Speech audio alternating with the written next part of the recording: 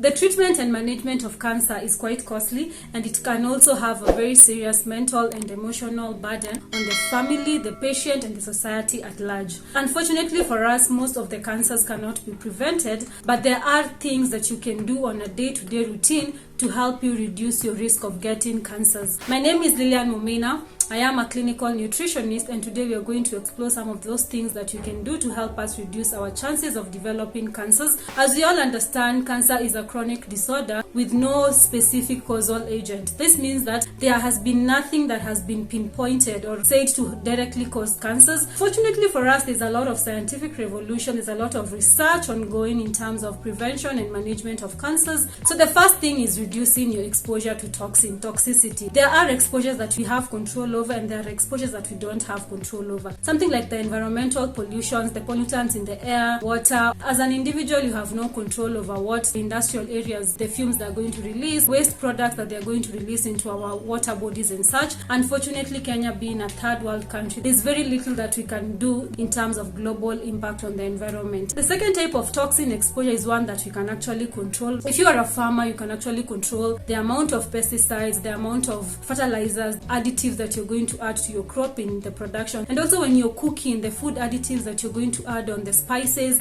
those things that you like that are so tasty, the monosodium, glutamate, they are very bad. Instead of doing those harmful additives like those brands that I'm not going to mention, you can do more natural spices. You can do garlic, normal salt, don't overdo it. You can do pili, pepper, parsley, turmeric, ginger. They're not only going to add you flavor in your food, they're also going to add you phytonutrients and anti-inflammatory properties. So you're going to reduce the rates of inflammation, because high rates of inflammation has been strongly associated with the occurrences of cancer. Inflammation is a normal response that the body is supposed to respond to environmental factors when you're alive. It's normal for you to have some inflammation in your body going on, but it's not supposed to be so high. So when you take up the food additives that trigger more inflammation, you will damage your DNA more and you will get more sick. Control that. Substitute those additives that you want, those tasty things that you need, with the natural ones, and you will get a healthy, a tastier, and a more productive self. Another thing that you need to control in terms of toxicity is smoking. Cigarette smoking, bang, shisha. You're introducing a lot of toxins in your body. It ends up creating a lot of inflammation and a lot of burning literally in your lungs and such, and it will predispose you to lung cancers. For every 10 people suffering from lung cancer, 7 are usually smokers, or they were smokers in their past life. Smoking has also been associated with more than 50% of the cancers that occur in a human. The lung cancer, mouth cancer, esophageal cancer, stomach cancers, bowel cancers. I fully understand the problem with addiction. It's not easy to stop or quit smoking just once, but there are groups to help you. You can also check in with your healthcare provider. The other toxin exposure is, of course, alcohol. Alcohol again has been linked to liver cancer, spleen cancer, pancreas cancer. Anything that the body cannot utilize is very bad for your health. The next thing about the toxins that we can actually control is the creams, the butters, the oils that we apply on our skin. The skin is the biggest organ. There are more than 1 billion cells underneath your skin. So whatever you're going to apply on top of your skin, 70 to 90% is absorbed into your system. Be very, very cautious on what you're going to apply on your skin. Unfortunately, our standard regulations in the country are not the best. We still have a lot of creams, a lot of ointments that have been banned because they are not even safe for human use, and we still have them circulating all over the country. The famous River Road creams, Mombasa House creams, there's a lot of harmful products that are in those creams. They are imported to Kenya illegally, and we're still having our people using that because women want to look beautiful. It is not wrong to pursue beauty, but please do that with a safe product. Anything that has a lot of harmful metals, compounds like mercury, hydroquinone, lead, and others, it is not safe for your body. Managing cancer is costly. If you can prevent it, why not? Let's work on prevention. Another thing is on the hair products. The chemicals, the relaxers, the colors, the treatments and such. When you're using your products, you need to make sure that you analyze. If you don't understand any of the ingredients on the label, it's always wise to avoid using such products. And if you have any concern on any of the ingredients that has been used on a particular product, it is also wise to do some small research and check on the product reviews, to check on the product safety and such things, and approval also. As a developing or a third world nation, inflammation. There's a lot of dumping that goes on. You'll find that most of the products that have been banned in the developed nations, as the Europe, USA, they will be brought mostly to Africa and maybe the Asian countries to ensure that they get the little profit for the production or the manufacturing, and they will be sold at very cheap rates. That is the sad part about it. Before you use a product, always make sure that it is safe for use to avoid the occurrence of the skin cancers, the blood cancers and such. Avoid overusing a lot of products on the skin. Be a minimalist. It's cheap to be a minimalist. It's good for your skin and it's good for your health. There's a strong association of the usage of the hair products, the relaxers, the dyes, the skincare products that are supposed to be lightening and bleaching to the occurrence of these cancers. They disrupt how the endocrine system functions, disrupting the hormonal profile, predisposing women to breast cancers, ovarian cancers, uterine cancers and more. If you want a blonde hair, you can always do fake hair. There's wigs, there are braids. You just go and buy braids and you braid your hair. My hair is still black, my hair is still unrelaxed. Disclaimer, I'm not against anyone's business. I am not against anyone lightening their skin. I am not against anyone bleaching their hair or texturizing their hair or even relaxing it. What I'm saying is, let's be safe while doing it. As I always say, it's always good to be safe than sorry. I've dug a lot on toxicity because it is one of the leading causes of inflammation. The next thing that you need to do is incorporate physical activity into your day-to-day routine.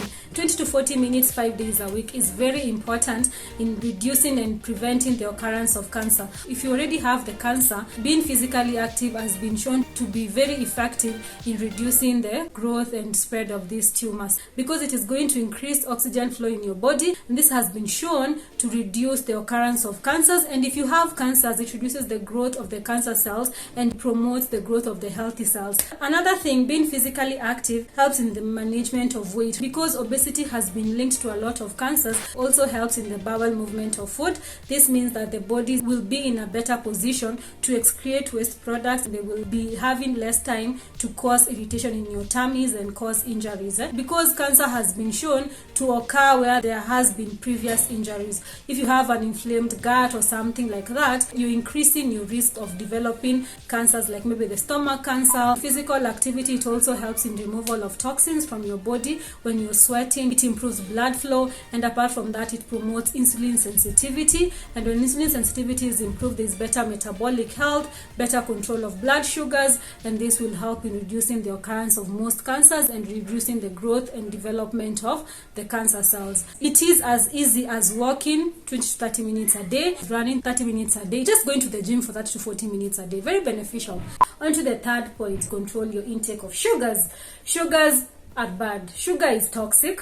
Sugar consumption, that is from the sweet drinks, cakes, sugary syrups, has been linked to a lot of inflammation in the body. Apart from cancers, it can predispose you to other conditions like diabetes, hypertension. To control your intake of sugar, I always say if there's something that you need to do for your health on a day-to-day routine is avoid intake of sugar and get some vitamin D. Vitamin D is very important in the repair of your cells and tissues. Get some sun, avoid intake of sugars. The brain is very powerful. The brain is very adaptable. It is in a position to utilize both glucose and ketones, but cancer cells do not do that efficiently. So another thing that you need to do, of course, is work on intermittent fasting. Fasting is very beneficial because you're going to starve the cancer cells. It will also help you in improving your metabolic rate, increasing cellular and tissue repair. Another thing that intermittent fasting does is boosting and supporting your immune function. It will strengthen up your body and help it in fighting off the inflammation, preventing the growth of these tumors. You can also work on increasing your intake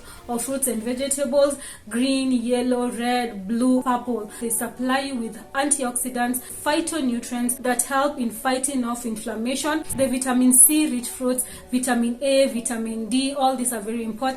You can also do nuts, fish. Make sure that your diet is very rich, foods that are going to supply you with maximum antioxidants a day. One of the ways that you can achieve this is by prioritizing to take up like 3 to 4 servings of fruits a day, different types of fruits. I'm not saying that you go start eating like 4 bananas because I said you do 4 servings. No, if you eat 1 banana in the morning, in the afternoon you do something else. You can do a sour fruit or a neutral fruit. You can do thorn melon, you can do an orange later, strawberries. Make sure that your fruits and vegetables vegetable intakes are varied. You can do pumpkins, skuma, spinach, the green leafy vegetables. You can always do smoothies and such things to support your immune system. Another thing that you can do to support your immune system is increase your intake of natural herbs and remedies like wheatgrass. You can do hibiscus, you can do green tea, this is green tea, or you can also do black tea, moringa and such. They are going to help you in supplying the phytonutrients, getting other minerals and vitamins. Something like the wheatgrass has a lot of minerals, vitamins, has chlorophyll, has fiber, soluble and insoluble, and it is going to help in supporting your immune system, making sure that you have strong defense to fight off diseases such as cancers, and also to help you in managing the cancers. You incorporate intermittent fasting with a healthy diet that is rich in fruits and vegetables. You reduce intake of carbohydrates, processed and refined sugars, and improve your intake of healthy fats. The omega-3 are very important in helping and making sure that your immune system is well taken care of. Another thing that you can do to help your body flush out toxins, one of the most simplest and the most available detoxifier that we have is water, because it helps in flushing out toxins through urine, through sweat, through the fecal matter. The next thing that you can do to help you in prevention of cancers is reducing stress. Actually, there has been documented studies that support that chronic stressful periods usually predispose women, even men, to occurrence of cancers. The hormonal related cancers like the prostate cancer, the breast cancer, ovarian cancers, uterine and such. A chronic stressful period brings about problems with the endocrine system, how it's functioning, how the hormones are working. It can lead to development and growth of malignant cells and tissues. Try as much as you can to also do things that you like in your free time, because again, being happy, being peaceful is very important to reduce the stress situation and to reduce the occurrence of most diseases, not just cancers. We are in a fast-paced world where things happen too fast and it is almost impossible to live without stress, but you can try as much as you can to come up with measures or adaptive measures to try and manage the stressors as they come. The next thing that you need to do, of course, is take care of your gut health.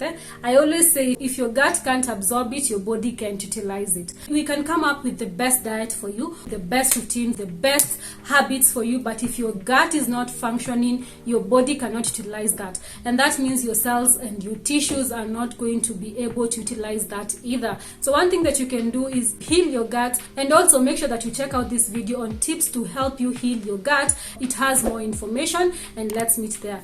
Thanks for watching, and let's meet on the next video.